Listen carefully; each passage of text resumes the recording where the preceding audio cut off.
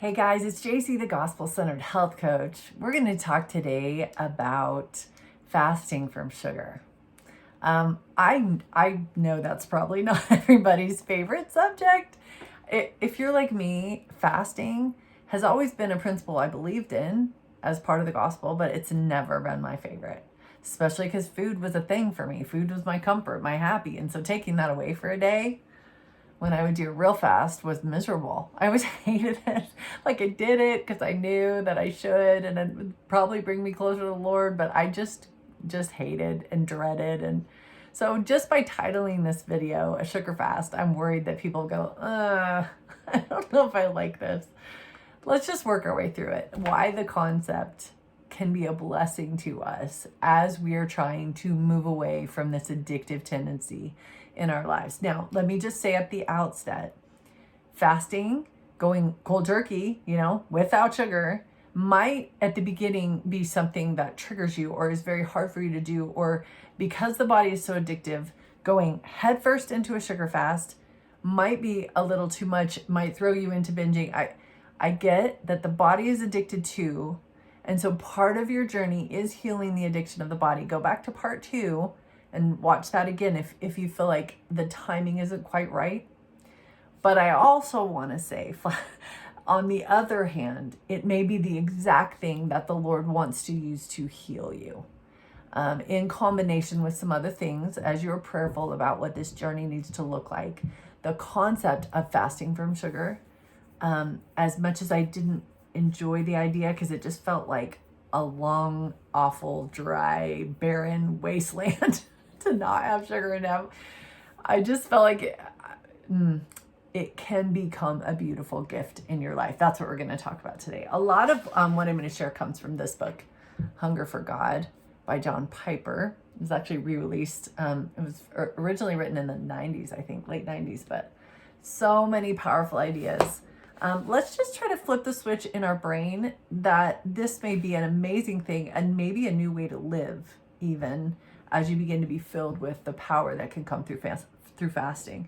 So the first idea I think we need to remember is that a lot of us, and we've talked about this a lot already, when we are coming out of sugar addiction, we've been using sugar to self-medicate, many of us, to numb, to repress things and just eat away the boredom, the pain, the anxiety, the fear, insecurity. I mean, we've talked about this. So many different things. We use sugar to self-medicate that and numb that.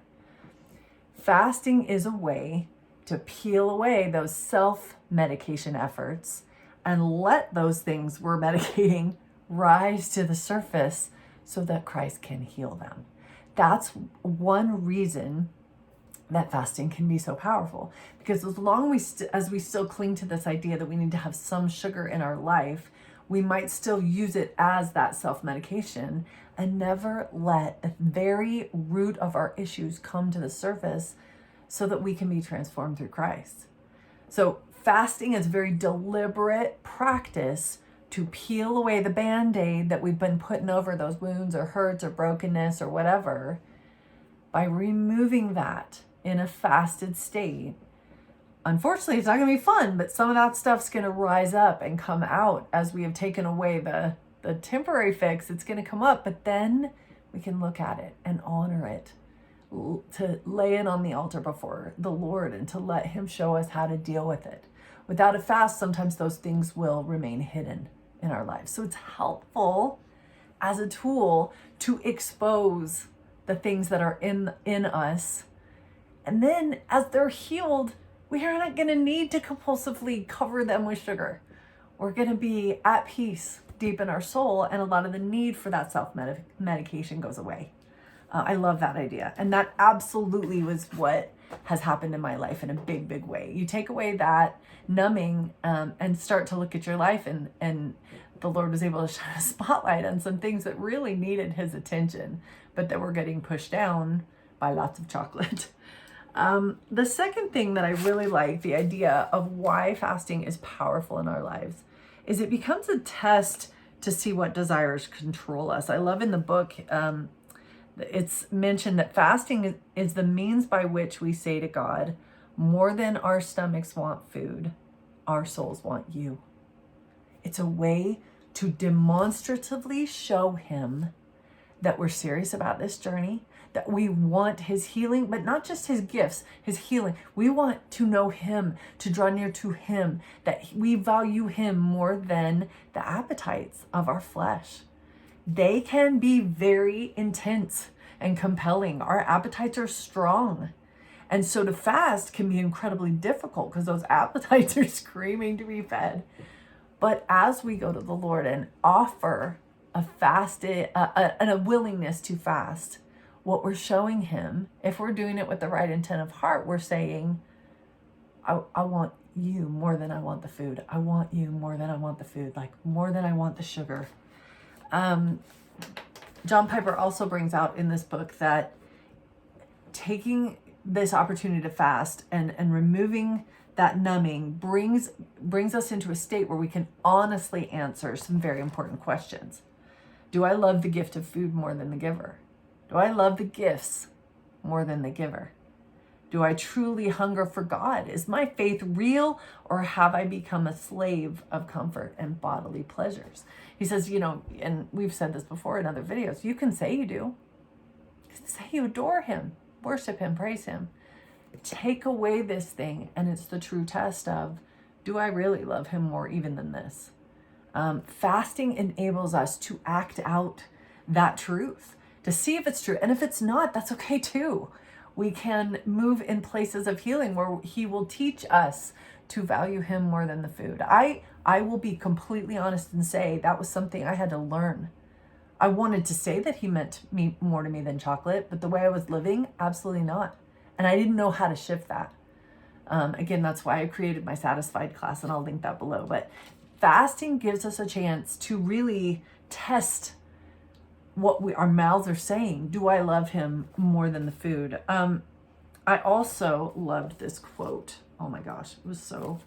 In fact, I've seen it several times online in different places, and that's the reason I bought the book, because I was like, oh, that quote. Oh man. Okay, so this is John Piper again in A Hunger for God. He says, if you don't feel strong desires for the manifestation of the glory of God, it is not because you've drunk deeply and are satisfied. It is because you have nibbled so long at the table of the world. Your soul is stuffed with small things, and there is no room for the great. God did not create you for this. There is an appetite for God, and it can be awakened. I invite you to turn from the dulling effects of food and the dangers of idolatry, and to say with some simple fast, this much, oh God, do I want you.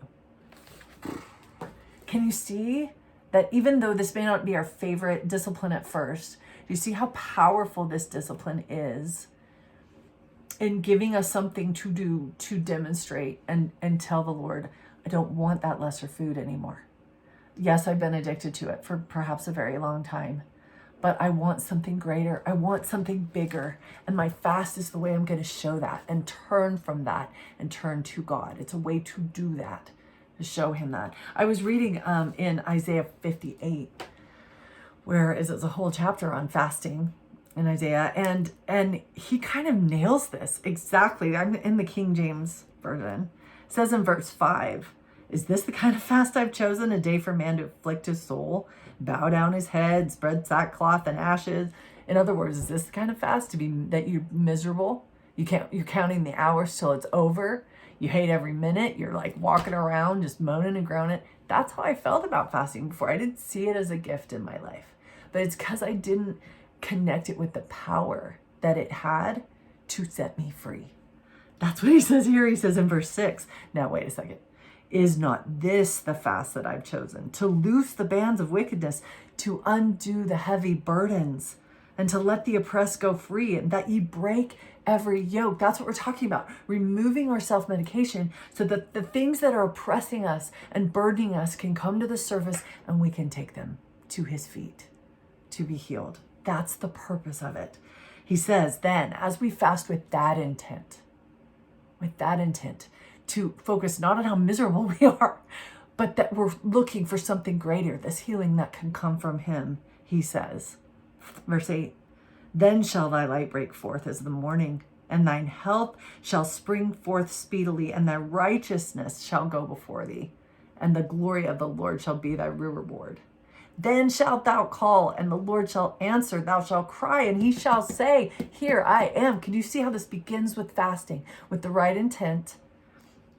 And then it moves to all these powerful blessings. Look, verse 11 is my favorite. And the Lord shall guide thee continually, and satisfy thy soul in drought, and make fat thy bones. And thou shalt be like a watered garden, and like a spring of water whose waters fail not. So fasting, we think we're going to drown in misery, right? And depression, and like just be deprived. And he says, no, you fast with the intent of seeking me. You turn your back on that thing. I will satisfy your soul in drought. Isn't that the reason we've been self-medicating? He's going to satisfy those things, and then there won't be the need to numb them. I will satisfy your soul in drought and make you like a watered garden, so full, so like completely filled up to the brim that you're going to look at sugar and go, what did I think that was doing for me? He has filled me now in a way that I stay full, that the waters don't run dry. They keep coming and keep coming. There's some beautiful, beautiful promises.